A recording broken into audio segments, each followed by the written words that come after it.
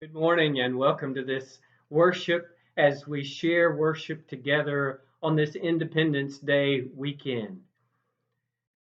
I remind you that our Restart Task Force is continuing to meet and have conversations together.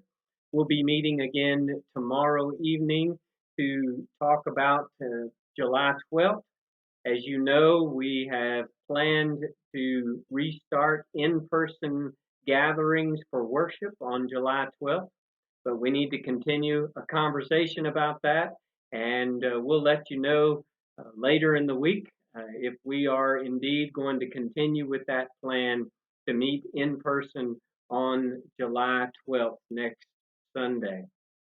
I also want to announce that our lay leadership committee or nominating committee will be meeting twice in July as we are working on officers for the 2021 year and committee members, leaders of those committees.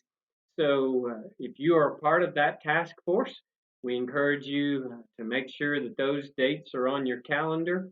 And if you're not a part of the lay leadership committee, I would encourage you to be praying for us as we work to nominate for 2021.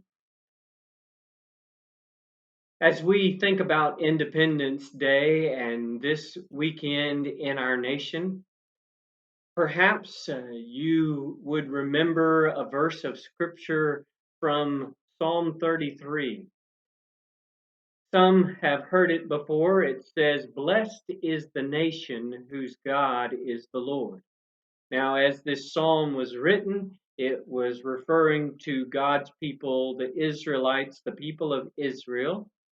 They were God's chosen people, chosen as his inheritance. But as the psalm continues past that verse, there is talk about other nations of the world as well. And it is certainly appropriate, uh, I believe, to say that any nation who makes the Lord their God will be blessed.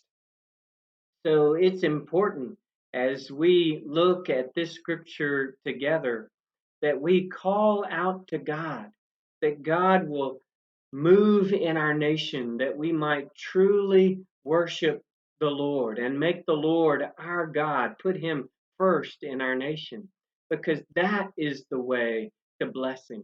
Just because we are the United States doesn't mean that we necessarily make the Lord our God.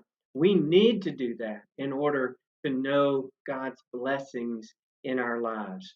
So, would you hear not only verse 12 in Psalm 33, but the verses that follow verse 12? Blessed is the nation whose God is the Lord, the people he chose for his inheritance. From heaven, the Lord looks down and sees all humankind. From his dwelling place, he watches all who live on earth. He who forms the hearts of all, who considers everything they do. No king is saved by the size of his army.